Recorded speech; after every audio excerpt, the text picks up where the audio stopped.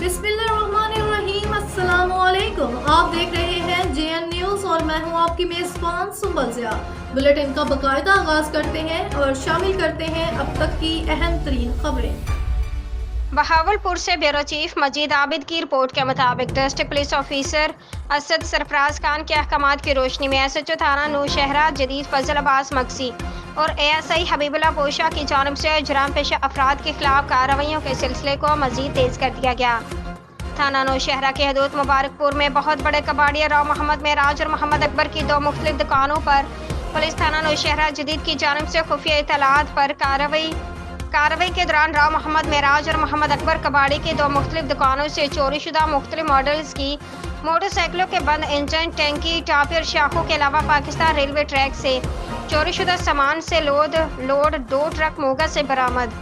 राव मोहम्मद मेराज कबाड़िया मोगा से फरार होने में कामयाब, जबकि कबाड़िया मोहम्मद अकबर को मोगा से गिरफ्तार कर लिया गया। पुलिस थाना नौशहरा जदीद की जानिब से 2 ट्रक और कबाड़िया मोहम्मद अकबर को अपनी तहवील में लेकर मजीद कानूनी कार्रवाई का आगाज कर दिया गया।